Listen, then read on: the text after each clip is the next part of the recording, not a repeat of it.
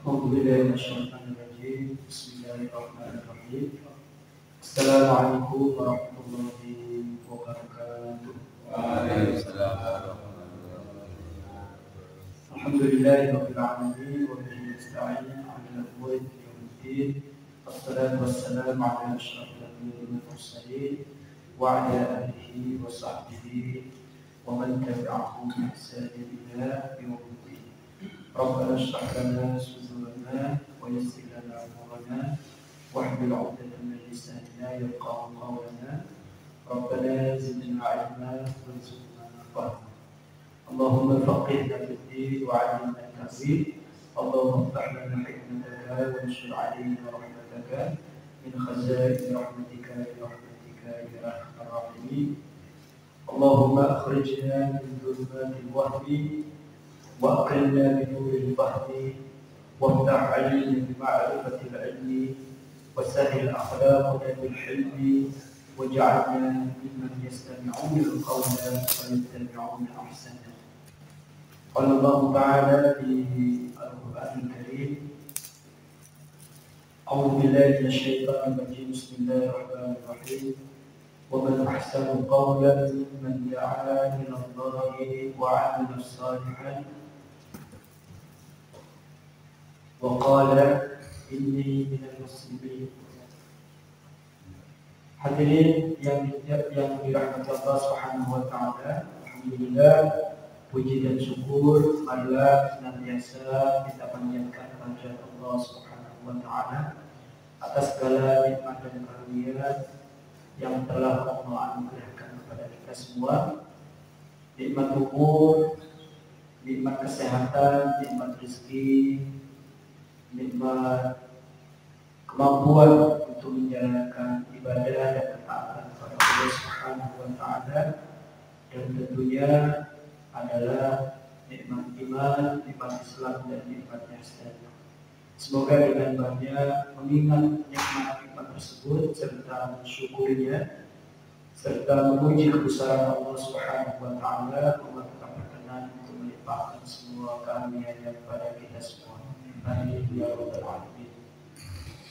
Salawat dan salam tidak lupa mari sering kita hafalkan untuk junjungan kita baginda Nabi Muhammad sallallahu alaihi wasallam beserta keluarga beliau, beserta sahabat-sahabat beliau. Insyaallah selawat yang kita dapatkan itu menjadi wasilah atau media bagi kita kelak untuk mendapatkan syafaat dari Rasulullah sallallahu alaihi wasallam. Amin ya rabbal alamin. Hadirin jamaah yang dirahmati oleh Allah Subhanahu wa taala, pada pagi hari ini insyaallah kita akan membahas mengenai tingkatan-tingkatan orang yang beriman, baik ketika ia mengaktualisasikan keimanannya di kehidupan dunia maupun keadaan orang yang beriman kelak di akhirat. Kita ke pembahasan mengenai tingkatan-tingkatan orang yang beriman yang ada di akhirat kelak. Di dalam kitab ini disebutkan minhum man yadkhulul jannata bighairi hisab. Jadi nanti di akhirat itu tingkatan pertama orang yang beriman adalah orang yang masuk surga tanpa hisab. Jadi tidak diperiksa lagi amal ibadahnya. Tentunya ini kedudukan yang paling tinggi dari keimanan seseorang. Mudah-mudahan kita termasuk di dalam golongan ini. Kemudian tingkatan yang kedua adalah man yuhasabu hisaban yasir. Orang yang beriman kemudian dilakukan perhitungan amal kepada dirinya, tapi perhitungannya adalah perhitungan yang ringan. Perhitungan yang ringan artinya Allah berkenan untuk mengampuni dosa-dosanya, sehingga dia pun kemudian diizinkan oleh Allah untuk memasuki surga. Ini adalah kelompok tingkatan yang kedua.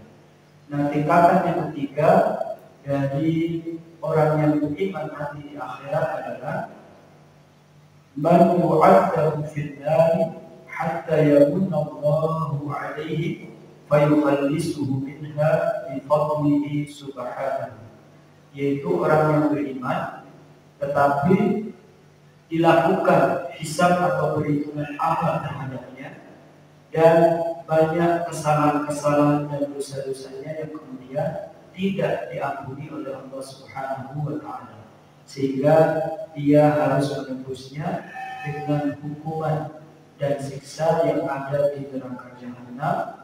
Lalu setelah hukuman itu dijatuhkan atau diberikan kepada orang yang beriman tersebut, Allah pun kemudian memberikan karunia-Nya dengan menyelamatkannya atau mengeluarkannya dari neraka jahanam, lalu kemudian memasukkannya ke dalam surga. Na'udzubillahi min dzalik. Kita oleh karena itu penjelasan mengenai tingkatan-tingkatan ini mudah-mudahan bisa memotivasi kita untuk banyak-banyak beramal saleh, untuk menghindari hal-hal yang dilarang atau diharamkan oleh Allah Subhanahu wa taala. Kemudian kalau kita terlanjur melakukan suatu dosa, hendaklah segera bertaubat dan beristighfar kepada Allah Subhanahu wa taala. Tentang hisab atau perhitungan amal ini, salah satu hadis yang membicarakan tentang masalah hisab adalah hadis yang diriwayatkan oleh Imam At-Tirmidzi, yaitu hadis nomor 2417. Hadis ini diriwayatkan oleh sahabat yang bernama Abu Barzah Al-Aslami, di mana di dalam hadis ini Rasulullah SAW bersabda, "La tazulu qadama 'abdin yawm al-qiyamati hatta yus'ala 'an umrihi fima afna." Tidaklah bergeser kedua kaki seorang hamba pada hari kiamat nanti sehingga dia ditanya.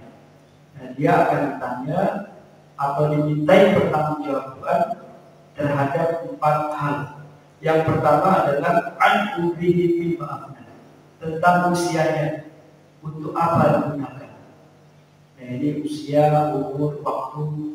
Nah, ini juga pemberian Allah Subhanahu wa taala yang dalam Islam kita usahakan untuk kita gunakan dan kita manfaatkan hal-hal yang bermanfaat, yang menambah keimanan dan ketakwaan kita, bukan sebaliknya kita gunakan untuk hal-hal yang tidak diridhoi oleh Allah Subhanahu wa taala. Kemudian perkara yang kedua yang akan ditanyakan oleh Allah Subhanahu wa taala kepada kita adalah wa an ilmihi fi ma fa'ala, tentang ilmu pengetahuannya. Dia gunakan untuk apa? Kita mengerti misalnya masalah-masalah agama, maka kita harus berusaha untuk mengamalkan ilmu-ilmu yang kita amalkan. Seandainya ada orang yang mengetahui suatu ilmu tentang agama tapi kemudian tidak mau mengamalkannya, maka itu pun dia harus bertanggungjawabkan. Lalu perkara yang ketiga yang akan ditanyakan kepada kita adalah wa an malihi min aina iktasabahu wa fima anfaqahu, tentang hartanya, dari mana dia dapatkan dan dia nafkahkan atau dia gunakan kemudian untuk keperluan apa. Jadi tentang harta ini kita tentunya perlu hati-hati dari mana kita memperolehnya. Tentunya bagi kita orang Islam, orang yang beriman, kita harus berusaha untuk mendapatkan harta dan rezeki kita dengan cara-cara yang halal. Namun meskipun harta itu sudah kita dapatkan dengan cara yang halal, pun kita harus pertimbangkan betul untuk apa kita gunakan harta tersebut. Jika harta tersebut kita gunakan untuk hal-hal yang termasuk dari perbuatan-perbuatan dosa, tentu itu juga merupakan satu kesalahan yang telah akan kita bertanggungjawabkan kepada Allah Subhanahu wa taala. Kemudian perkara yang keempat yang akan ditanyakan oleh kita adalah wa'an jismihi fi ma'ablah, dan tentang kekuatan badannya, untuk apa dia gunakan. Kita diberi kesehatan, kita diberi tenaga, kita diberi panca indera. Nah, semuanya itu akan ditanyakan oleh Allah Subhanahu wa Ta'ala untuk apa kita menggunakannya selama kita hidup di dunia. Inilah empat perkara yang akan Allah tanyakan kepada kita, yaitu masalah usia atau waktu, masalah ilmu, masalah harta, dan juga masalah kesehatan atau kekuatan tubuh kita. Hadirin jamaah yang dirahmati oleh Allah Subhanahu wa Ta'ala. Jadi itu tadi 3 tingkatan keadaan orang yang beriman kelak di akhirat. Bagaimana dengan tingkatan-tingkatan orang yang beriman dalam kehidupannya selama di dunia?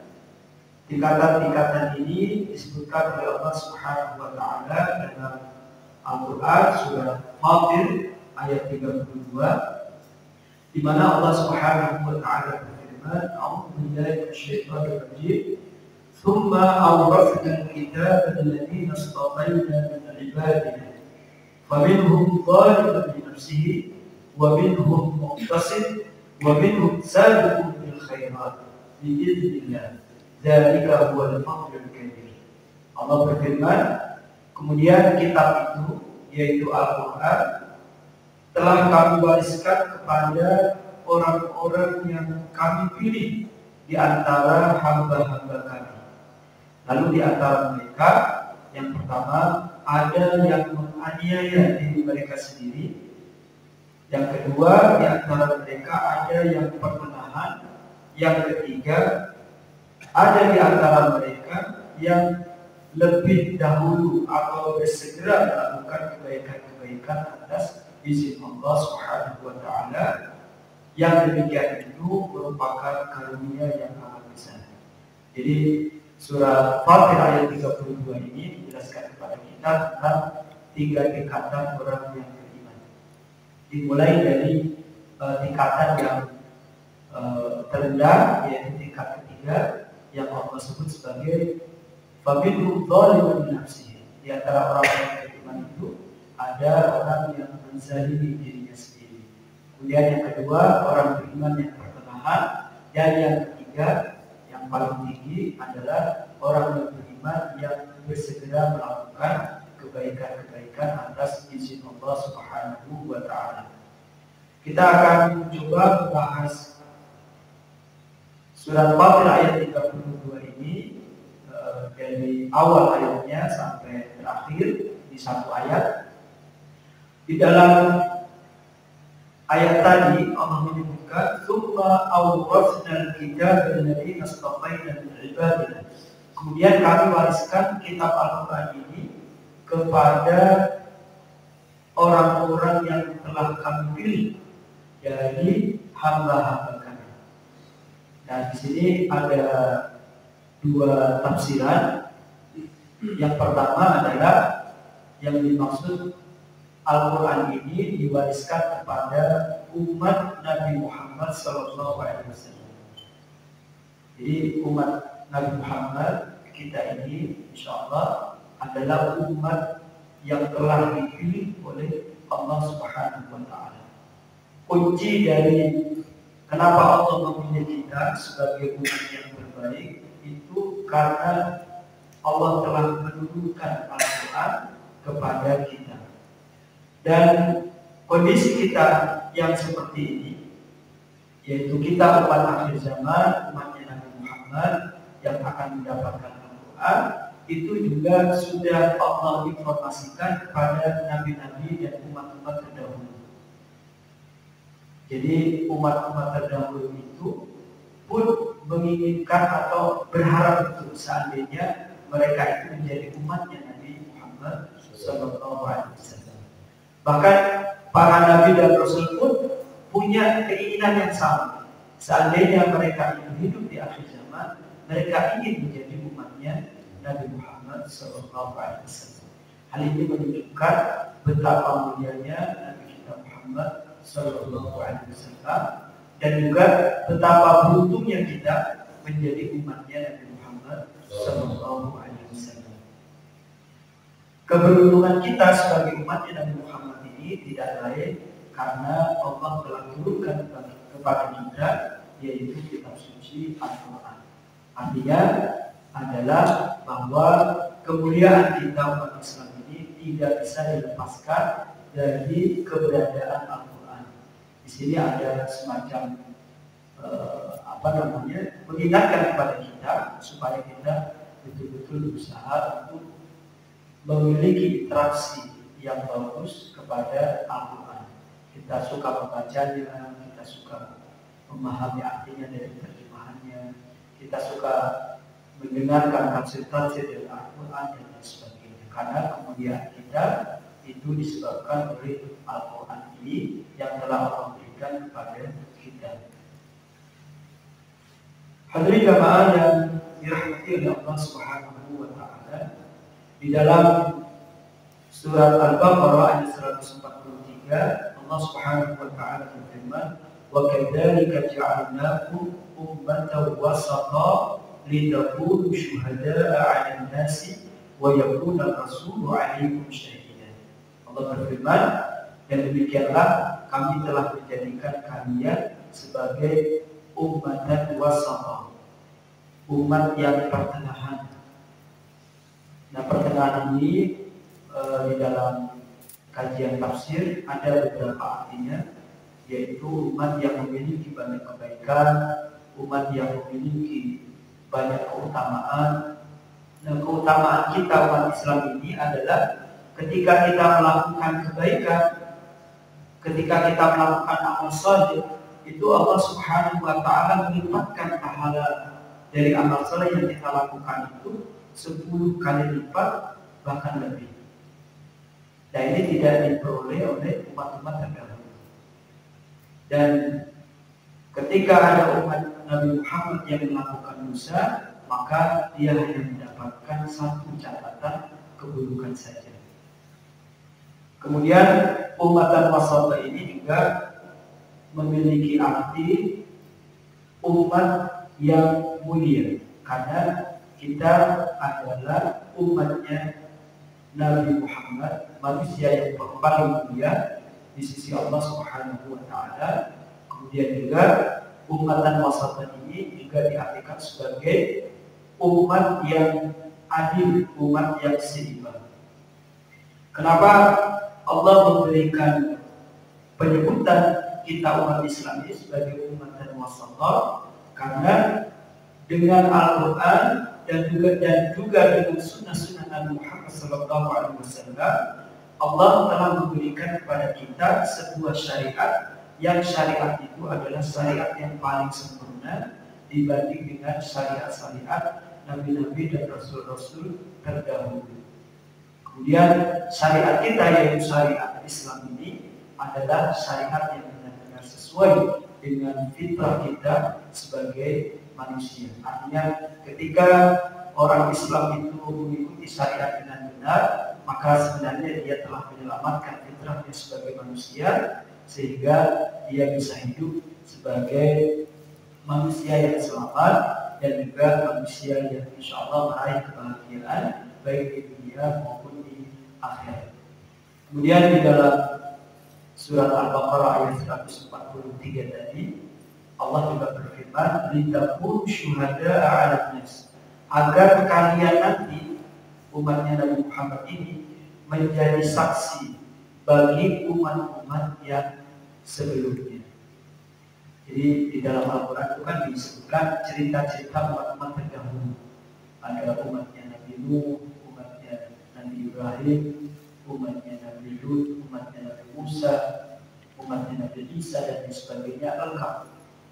Nah, pengetahuan kita tentang apa yang diajarkan oleh Al-Quran mengenai keadaan umat-umat terdahulu itu menjadi saksi yang meringankan atau memberatkan umat-umat terdahulu, sehingga umat-umat terdahulu itu tidak bisa menolak dari pengadilan Allah Subhanahu wa taala. wa yakuna rasulu alaikum syahida, dan agar Rasulullah yaitu Nabi Muhammad sallallahu alaihi wasallam juga akan menjadi saksi bagi diri kalian. Nah, di dalam kitab tafsir dikatakan ketika Rasulullah menyampaikan ayat ini kepada para sahabat, Rasulullah menangis. Kenapa? Karena Rasulullah nanti akan menjadi saksi yang bisa meringankan bagi umatnya dan juga menjadi saksi yang bisa memberatkan umatnya. Tentu ketika Rasulullah menjadi saksi yang meringankan umatnya, beliau merasa senang, merasa bahagia karena bisa membawa mereka ke dalam surga. Tapi ketika Rasulullah ini diposisikan sebagai saksi yang memberatkan bagi umatnya, nah ini yang membuat kemudian Rasulullah menangis.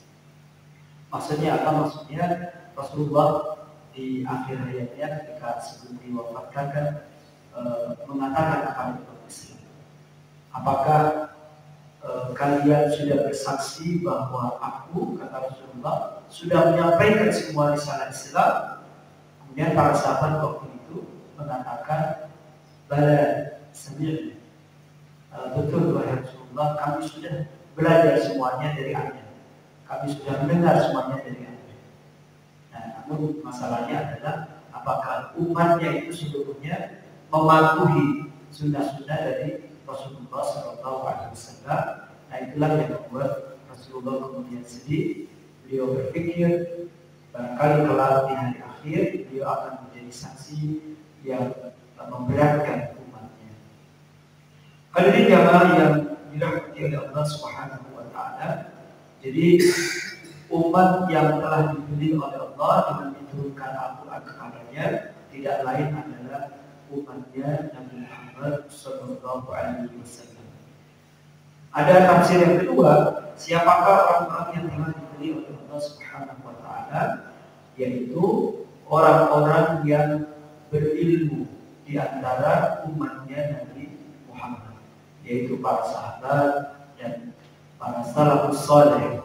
Oleh karena itu dalam Islam ada bentuk-bentuk rantai periwayatan dari apa yang disampaikan oleh Rasulullah SAW, baik itu berupa syariat-syariat yang menjelaskan isi Al-Quran maupun tafsir-tafsir Rasulullah terhadap isi Al-Quran.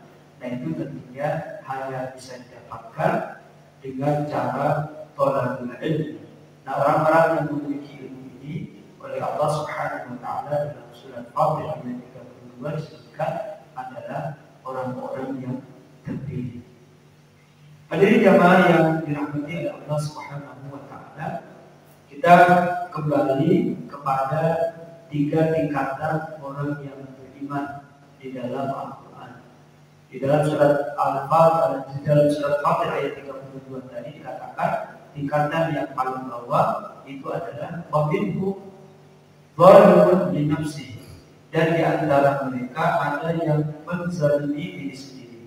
Apa yang dimaksud dengan orang-orang yang beriman tetapi menzalimi diri mereka sendiri? Yaitu orang yang beriman tetapi tetap melakukan kemaksiatan, kedurhakaan. Jadi apa-apa yang dilarang oleh Allah dia terabas saja. Kedurhakaan diperintahkan untuk taat menjalankan kewajiban-kewajiban meskipun dirinya beriman, tapi dia banyak meninggalkan kewajiban-kewajiban tersebut. Lalu di antara sifat dari kelompok yang menzalimi diri sendiri ini, meskipun dia orang yang beriman, adalah orang-orang yang beriman yang tetap mencampur adukan antara amal-amal saleh dengan amal-amal buruk, yaitu orang-orang yang di satu sisi melakukan kebaikan-kebaikan, tetapi di sisi yang lainnya mereka tetap melakukan perbuatan-perbuatan buruk dan juga perbuatan-perbuatan dosa yang merugikan dirinya sendiri, merugikan orang lain, bahkan merusak orang lain. Nah, ini mungkin dalam kehidupan kita sehari-hari, fenomena yang seperti ini pun kita bisa saksikan.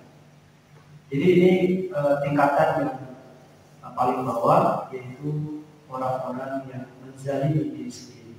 Kemudian tingkatan yang kedua dari orang yang beriman adalah wa minhum muqtasid, yaitu orang yang beriman tapi dia dalam mewujudkan atau mengamalkan keimanannya itu dia pertengahan saja.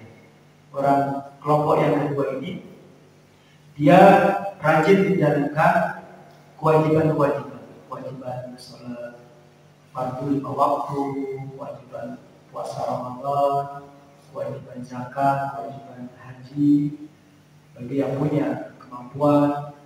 Dan orang yang pertengahan ini dia juga berusaha untuk meninggalkan larangan-larangan. Jadi apa yang dilarang Allah, apa yang diharamkan oleh Allah, dia berusaha untuk meninggalkannya. Akan tetapi orang yang beriman yang tingkatnya pertengahan ini, dia belum tertarik untuk melakukan amalan-amalan sunnah yang dianjurkan di dalam Islam. Misalnya kalau sholat sunnah itu ada sholat qobliyah, sholat ba'diyah, puasa juga begitu. Ada puasa Senin, Kamis, Ayyamul Bid, tanggal 13, 14, 15 setiap bulan Qamariyah, atau puasa-puasa sunnah yang sangat dianjurkan seperti puasa Tarwiyah, puasa Arafah, dan lain sebagainya. Kemudian ada sholat-sholat sunnah seperti sholat duha, kemudian sholat malam. Nah ini kelompok yang kedua ini tidak banyak melakukan. Jadi dia mencukupkan diri dengan hal-hal yang wajib saja. Jadi kalau gaya atau desain rumah itu ada yang minimalis, nah ini ada orang yang berimannya minimalis. Nah ada ketika Rasulullah itu masih hidup, pernah ada sahabat yang bertanya, wahai Rasulullah, saya hanya menjalankan sholat 5 waktu, saya hanya puasanya bulan Ramadan. Kalau saya melakukan seperti itu, apakah saya masuk surga? Kata Rasulullah, iya, Anda masuk surga. Nah, tapi ya tentu balasan Allah surganya disesuaikan dengan usaha untuk merealisasikan, mengamalkan amal-amal saleh semasa dia hidup di dunia. Hadirin jamaah yang dirahmati oleh Allah Subhanahu wa taala. Kemudian kelompok yang ketiga, yaitu tingkatan yang paling tinggi di antara orang-orang yang beriman adalah wa minhum sabiqun bil khairati bi idznillah. Yang di antara mereka, di antara orang-orang yang beriman ini ada orang-orang yang bersegera dalam melakukan kebaikan. Jadi mereka ini adalah orang-orang yang bersungguh-sungguh dalam melakukan amal-amal saleh sebaik mungkin, sesempurna mungkin, kemudian memiliki semangat yang tinggi dalam melakukan ketaatan kepada Allah Subhanahu wa taala dan juga dalam melakukan kebaikan kepada sesama manusia, kepada lingkungannya. Dan dikatakan bahwa di antara sifat lain dari orang-orang tingkat yang paling tinggi dari orang-orang yang beriman ini, yaitu dia atau mereka ini suka melakukan amal-amal yang sunnah, kebalikan dari tingkatan yang kedua tadi. Mungkin perlu kita ketahui bersama atau kita ingat kembali apa sih fungsi dari amal-amalan sunnah itu. Ada dua manfaat dari amalan-amalan sunnah. Yang pertama, amalan sunnah ini menambah kedekatan diri kita kepada Allah Subhanahu wa taala. Jadi kalau dengan amalan wajib kita bisa dekat kepada Allah, ketika kita tambah dengan amalan-amalan sunnah, maka itu semakin bisa mendekatkan diri kita kepada Allah Subhanahu wa taala. Di dalam sebuah hadis yang diriwayatkan oleh Imam Bukhari dari sahabat yang bernama Abu Hurairah radhiyallahu anhu, Rasulullah menyampaikan sebuah hadis qudsi. Hadis qudsi ini adalah riwayat firman Allah, tapi disampaikan oleh Nabi kita Muhammad sallallahu alaihi wasallam dengan bahasa Rasulullah sallallahu alaihi wasallam, dan dia tidak termasuk di dalam Al-Qur'an. Jadi dipisahkan, ada Al-Quran yang lafaz dan maknanya berasal dari Allah, ada hadis qudsi yang maknanya dari Allah tapi lafaznya dari Nabi kita Muhammad sallallahu alaihi wasallam. Dalam hadis ini Rasulullah sallallahu alaihi wasallam menyampaikan firman Allah, "Wa ma taqarraba ilayya 'abdi bi syai'in ahabba ilayya mimma taraktu 'alaihi." Tidaklah ada sesuatu amal yang bisa menjadikan seseorang itu aku cintai kecuali amalan-amalan fardu yang dilakukan oleh seseorang dengan niat untuk bertakwa kepadaku. Jadi di sini amalan-amalan fardu bisa menjadikan kita semakin dekat kepada Allah Subhanahu wa taala. Lalu dalam hadis itu dilanjutkan, "Wa ma yazalu 'abdi yataqarrabu ilayya bin nawafil hatta uhibbahu." Dan tidaklah seseorang itu bertakarrub kepadaku dengan amalan-amalan sunnah kecuali aku akan semakin mencintai dirinya. Nah, jadi amalan-amalan sunnah ini menambah cinta Allah kepada kita. Nah, kalau Allah sudah cinta kepada manusia, maka yang terjadi adalah, nah ini firman Allah sendiri dalam hadis qudsi itu, "Kuntu sam'ahu alladhi yasma'u bihi." Aku akan menjadi pendengarannya di mana ia mendengar dengan hal itu. Wa basarahu alladhi yubsiru bihi. Dan aku akan menjadi penglihatannya yang dia melihat dengan itu. Wa yadahu allati yabtishu bihi atau yabtishu biha. Dan aku akan menjadi tangannya yang dengannya dia memukul. Wa rijlahu allati yamshi biha. Dan aku akan menjadi kakinya yang dengannya ia berjalan. Wa in sa'alani a'taitu. Jika ia meminta sesuatu kepadaku, pasti aku akan mendapatkan. Jadi kalau kita ingin supaya doa-doa kita dikabulkan, maka kita banyak-banyak mengamalkan amalan-amalan sunnah yang kita lakukan dengan sepenuh hati, sepenuh keimanan, sepenuh keyakinan. Wa idza ista'adani la uridan. Dan ketika dia memohon perlindungan, aku pasti benar-benar akan melindungi dirinya. Jadi manfaat dari amalan-amalan sunnah ini juga menjaga diri kita dari hal-hal yang buruk. Kemudian tadi ada penggalan yang mengatakan Allah akan menjadi pendengarannya, Allah akan menjadi penglihatannya, Allah akan menjadi tangannya, Allah akan menjadi kakinya. Maksudnya adalah bahwa orang-orang yang melakukan kewajiban dalam beragama, orang-orang yang menambahnya dengan amalan-amalan sunnah itu, insya Allah akan selalu dibimbing oleh Allah Subhanahu wa taala. Jadi dalam segala tindakannya, dalam ucapannya, dalam perbuatannya, dia selalu dibimbing oleh Allah Subhanahu wa taala. Jadi ini adalah tingkatan yang yang paling tinggi di antara orang-orang yang beriman, yaitu mereka yang bersegera melakukan kebaikan-kebaikan, memiliki semangat yang tinggi dan berusaha untuk melakukan amalan-amalan saleh itu sebaik yang mampu dia lakukan. Lalu di dalam ayat ini dikatakan biiznillah. Nah, tingkatan yang paling tinggi di mana orang yang beriman mampu melakukan kebaikan dengan segera, itu semata-mata seseorang harus meyakini ketika dia mampu melakukan amalan saleh itu tidak lain adalah atas izin Allah Subhanahu wa taala.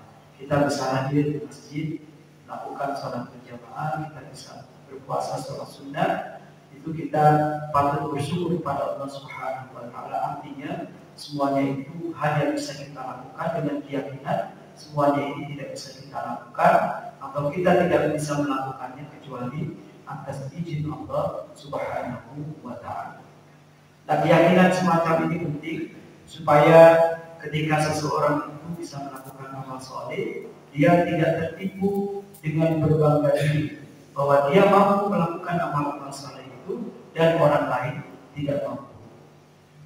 Kemudian dalam para ulama itu menyebutkan satu ungkapan yang mengatakan at-tawfiqu ila ta'ati min madhahiri hubbillahi li'abdihi. At-taufiqu ila ta'ati min madahiri hubbillahi li'abdihi. Jadi ketika Allah memberikan taufik, bimbingan kepada seorang hamba untuk melakukan sebuah ketaatan, itu sebenarnya merupakan salah satu tanda bahwa Allah mencintai dirinya. Seorang yang bisa datang ke masjid melakukan salat berjamaah itu bentuk dari cinta Allah kepada orang tersebut. Hal-hal ini perlu kita sadari supaya kita lebih bisa mendekatkan diri kepada Allah Subhanahu wa Ta'ala. Hadirin jamaah yang dirahmati oleh Allah Subhanahu wa Ta'ala. Lalu di penggalan terakhir dari surat Fatir ayat 32 tadi Allah berfirman, "Dzalika huwal fadlul kabir." Yang demikian itu merupakan karunia yang besar. Maksudnya adalah bahwa dipilihnya umat Islam sebagai umat pilihan di antara umat-umat yang lain, kemudian diberikannya Al-Quran kepada umat Islam sebagai pedoman hidup bagi orang-orang yang beriman ini, merupakan karunia yang sangat besar dari sisi Allah Subhanahu wa Ta'ala kepada kita semua sebagai umatnya Nabi Muhammad SAW. Tentang keutamaan kita sebagai umat Nabi Muhammad SAW ini, antara lain Allah sebutkan dalam Al-Quran surah Al-Imran ayat 10, A'udzu billahi minasyaitonir rajim, kuntum khayra ummatin ukhrijat lin-nasi ta'muruna bil ma'rufi wa tanhauna 'anil munkari wa tu'minuna billah. Kalian adalah sebaik-baiknya umat yang dihadirkan kepada umat manusia. Nah, di dalam surat Al-Imran ayat 10 ini ada ciri-ciri dari umat Islam ketika ingin menjadi umat yang terbaik. Yang pertama adalah mau beramal ma'ruf, yang kedua mau bernahi munkar, kemudian yang ketiga mau betul-betul memantapkan tauhidnya kepada Allah Subhanahu wa Ta'ala. Lalu yang terakhir, ini ada sebuah hadis yang diriwayatkan oleh Imam Ibnu Hibban dan Imam At-Tabrani tentang perlunya kita menjaga kemuliaan umat Islam ini atau kemuliaan diri kita masing-masing dengan cara betul-betul mendekatkan diri kepada Allah dengan interaksi yang kuat dengan Al-Quran. Dalam sebuah hadis Rasulullah SAW bersabda, "Abshiru fa inna hadzal Qur'ana tarafuhu bi yadillah wa tarafuhu bi aydikum fatamassaku bihi fa innakum lan tahlaku wa lan tadillu ba'dahu abadan." Kata Rasulullah, bergembiralah kalian karena sesungguhnya Al-Quran ini di satu sisinya ada di tangan Allah dan di sisi yang lain ada di tangan kalian. Maka hendaklah kalian berpegang teguh kepada Al-Quran. Karena jika kalian telah berpegang teguh pada Al-Quran, kalian tidak akan binasa, kalian tidak akan tersesat selama-lamanya. Jadi hubungan kita dengan Allah ini tergantung pada hubungan kita dengan Al-Quran. Semoga ini memotivasi kita untuk menjadwalkan secara rutin dalam kehidupan kita sehari-hari. Dalam sehari baca berapa ayat, kemudian kita baca terjemahannya. Karena meskipun seseorang itu sudah berkali-kali khatam Al-Quran, mulai dari surat Al-Fatihah sampai An-Nas, setelah khatam balik lagi, selalu ada sentuhan-sentuhan keimanan yang Allah berikan kepada kita dengan kita membaca Al-Quran. Membacanya mendatangkan keberkahan, kemudian memahaminya itu menguatkan keimanan dan juga menambah petunjuk kepada kita ketika kita berinteraksi dengan Al-Quran. Demikian apa yang bisa kita bahas pada pagi hari ini mengenai tingkatan-tingkatan orang yang beriman ketika mereka hidup di dunia dan juga tingkatan-tingkatan orang yang beriman nanti di akhirat. Di dunia terbagi menjadi 3 tingkatan. Yang pertama adalah orang yang bersegera dalam melakukan kebaikan. Yang kedua adalah orang beriman yang pertengahan, dan yang Ketiga adalah orang yang menzalimi diri mereka sendiri. Sedangkan di akhirat nanti orang beriman ada yang langsung masuk ke surga tanpa hisab. Yang kedua, tetap dilakukan perhitungan terhadap amalnya, tapi perhitungan yang mudah sekali. Dan yang ketiga adalah setelah dilakukan perhitungan, mengalami dulu hukuman di neraka jahanam, kemudian baru diselamatkan atau dikeluarkan oleh Allah Subhanahu wa taala dan kemudian masuk surga. Semoga hal ini menambah motivasi kita untuk meningkatkan iman kita kepada Allah Subhanahu wa taala, dan kita mohon kepada Allah supaya diberi kekuatan untuk terus bisa melaksanakan ketaatan kepada Allah Subhanahu wa taala. Amin. Sebelum kita akhiri, barangkali ada tambahan dari Bapak-bapak sekalian atau pertanyaan, kami persilakan.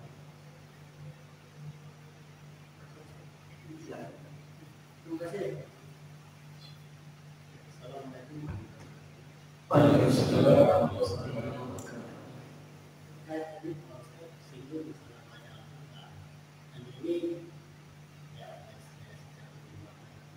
Saya agak begitu dengar terkait dengan bacaan Al-Quran tadi, Pak Ustaz mengatakan kita tidak akan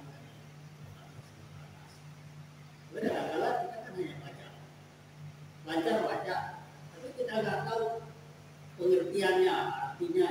Kecuali kalau kita kembali baca terjemahan dari Kementerian Agama, itu tuh yang jadi bukan problem. Saya sudah baca Al-Quran secara huruf Arabnya, tapi dalam pengertian kita sebagai orang Indonesia nggak ngerti gitu lah. Kecuali kalau kita kembali baca terjemahan dari agama. Tapi kadang-kadang juga, wah saya juga lebih baik, lebih senang saya baca terjemahannya daripada bahasa Arabnya. Itu gimana Pak Ustaz?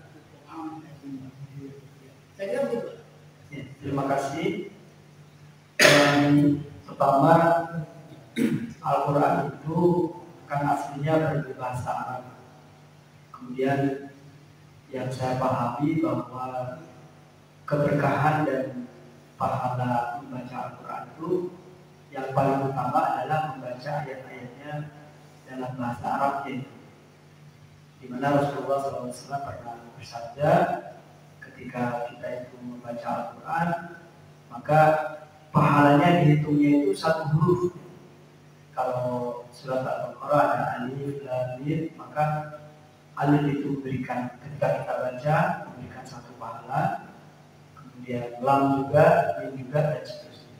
Jadi begitu utama bacaan Al-Quran sehingga Allah pun memberi pahala untuk setiap huruf yang dibaca oleh seseorang. Dan tadi sudah disampaikan bahwa kebaikan yang dilakukan oleh umatnya Nabi Muhammad ini itu kan dilipatkan menjadi minimal 10 kali lipat.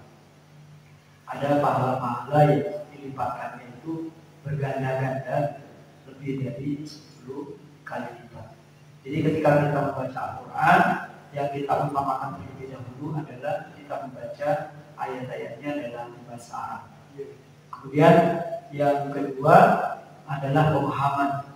Jika seseorang itu belum belajar bahasa Arab dengan baik, tentunya belum mampu ketika membaca ayat-ayat Al-Quran dalam bahasa Arab itu, kemudian belum mampu memahaminya.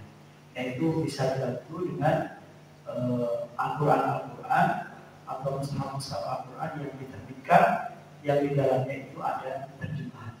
Nah sekarang alhamdulillah sangat banyak versi Al-Quran yang diikuti dengan terjemahannya. Bahkan ada Al-Quran yang juga disebutkan asbabun nuzul. Jadi di halaman tersebut ada ayat ini, latar belakang turunnya ayat ini apa, dan dengan ilmu-ilmu tentang asbabun nuzul ini juga akan menambah pemahaman kita terhadap Al-Quran dan juga akan menambah keimanan kita dengan Al-Quran. Sebenarnya ketika kita membaca Al-Quran, itu kita sedang memposisikan diri, kita berbicara kepada Allah Subhanahu wa Jadi membacanya harus dengan hati. Ya tentu secara fikih kita berwudu dulu, kemudian ada cara-cara membaca Al-Quran yang baik, yaitu pertama dengan tadi berwudu, mensucikan diri, kemudian yang kedua dengan menghadap kiblat, dan yang ketiga kita kondisikan hati kita supaya dibacanya juga dengan khusyuk. Nah ini kalau dilakukan secara rutin, nah ini anak-anak kita yang di pesantren itu dibiasakan. Biasanya habis sholat subuh itu setelah zikir, jadi doa, baca Al-Quran dulu. Minimal itu 20 menit, 30 menit. Kemudian habis maghrib juga begitu. Jadi bagi kita yang punya anak-anak yang belajar di pesantren, nah kebiasaan-kebiasaan itu harus kita bantu untuk tetap mereka lakukan ketika mereka ada di rumah. Jangan nanti di pesantren sudah dididik baik-baik, tapi di rumah malah kita biarkan, tidak kita bimbing lagi. Namun bagi kita yang putra-putrinya tidak belajar di pesantren, itu pun bisa kita kondisikan. Yaitu waktu kalau kita orang Indonesia ini yang bisa dekat antar anggota keluarga itu ya habis maghrib. Ya, maghrib kita pulang, ya, ngaji-ngaji dulu, habis ngaji mungkin makan malam, ya, baru sholat isya, habis isya baru kegiatan masing-masing. Jadi ini penting bagi diri kita dan juga bagi anggota keluarga kita. Nah kemudian tentang tafsir, nah ini dengan adanya kemajuan teknologi, sebenarnya kita bisa mencari tafsir mungkin yang jadi patokan utama itu kalau di Indonesia itu tafsir Kementerian Agama. Nah, misalnya kita ambil saja tafsir surat Fatir ayat 32, itu akan muncul. Jadi kita tinggal pilih apakah kita pilih dari versi Kementerian Agama, itu akan muncul. Kemudian ada juga versi dari situs yang lain. Cuma situs-situs yang lain harus berhati-hati juga, karena ada situs-situs yang buatan. Bahkan yang sekitar sebulan lalu itu kan ada Al-Quran digital, tapi yang menerbitkan Israel. Nah, tentu ada perubahan-perubahan yang mereka lakukan yang tujuannya tidak lain adalah untuk menyesatkan umat Islam. Jadi itu juga harus hati-hati. Dan tafsir-tafsir ini, tafsir itu kan arti harfiahnya adalah penjelasan. Kadang-kadang kita ketika membaca Al-Quran tidak paham betul apa maksudnya. Tapi ketika kita membaca tafsirnya, kita lebih paham apa yang dimaksudkan oleh Allah Subhanahu wa Ta'ala. Di Indonesia sudah cukup banyak tafsir-tafsir ulama-ulama terdahulu itu yang sudah diterjemahkan ke dalam bahasa Indonesia. Ada yang tebal berjilid-jilid sampai 10 jilid misalnya, tapi ada juga tafsir-tafsir ringkas. Nah mungkin kita awali dulu dengan tafsir-tafsir ringkas supaya kita bisa lebih paham ayat-ayat yang kita baca. Nah mungkin untuk kalau itu kita membelinya untuk keperluan pribadi itu mahal, gitu ya. Makanya masjid gitu ya, mungkin perlu kalau ada dana itu menggunakan buku tafsir yang ringkas-ringkas itu bisa dibaca oleh jamaah ketika berada di masjid. Termasuk masjid kita ini kayaknya sudah ada beberapa tafsir itu yang nanti bisa menyempatkan itu untuk membaca tafsir-tafsir tersebut. Jadi itu Bapak yang bisa saya sampaikan. Ada tambahan atau pertanyaan lainnya dari Bapak? Sekarang itu dari Bapak, sekarang zaman-zaman kami Bapak ya, kita membaca Al-Quran dari handphone juga bisa ya. Nah, itu nilai gimana dengan baca handphone gimana itu Bapak? Iya. Jadi perdebatan juga ya. Mana yang lebih afdal gitu, baca Al-Quran dari handphone sama mushaf gitu ya. Kalau fisiknya sih sama gitu ya, sama-sama Al-Quran. Dan kita insya Allah orang Islam tidak anti teknologi juga. Jadi kalau saya ditanya itu saya nggak tahu juga ya mana yang lebih afdal. Tapi menurut saya yang lebih afdal itu adalah kalau kita punya mushaf sendiri. Mushaf sendiri, cuma repotnya itu kalau kita pergi-pergi, kan kadang-kadang masuk toilet gitu ya. Nah, itu kan harus ditinggal, tak boleh dibawa ke dalam toilet. Jadi untuk sementara jawaban saya insya Allah sama Pak keutamanya antara mushaf yang ada di handphone sama mushaf yang dicetak. Nah mungkin ada pertanyaan, kalau mushaf yang dicetak ini kan nggak mungkin dibawa ke toilet, bagaimana dengan handphone? Nah itu ada pendapat yang mengatakan ketika handphone itu kita tutup, berarti mushaf itu tidak ada di sini. Dia tidak dimunculkan, artinya boleh dibawa masuk ke toilet, kecuali Al-Qurannya masih dibuka, nggak ditutup. Nah, terus kita bawa masuk ke toilet, itu yang nggak boleh, karena ayat Al-Qurannya masih muncul di sini. Jadi ketika ayat Al-Qurannya sudah nggak muncul, maka itu dibolehkan. Nah, mungkin terakhir sebagai tambahan, nanti di akhirat itu kedudukan kita salah satunya adalah ditentukan sampai di ayat berapa kita itu membaca Al-Quran. Nah, jadi dikatakan kita. Jadi baru Al-Fatihah, jadi kedudukannya ya segitu. Oh itu sudah sampai 11. Nah, jadi urutannya kalau di Al-Fatihah, Al-Qur'an, dan yang terakhir. Jadi semakin banyak kita membaca Al-Quran, maka itu juga yang akan menentukan kedudukan kita di akhirat. Kemudian hal ini juga memotivasi kita untuk lebih banyak meluangkan waktu kita untuk membaca Al-Quran. Kemudian ada hadis lain yang mengatakan ketika manusia ini dimasukkan ke liang lahat, ketika wafat dikuburkan, maka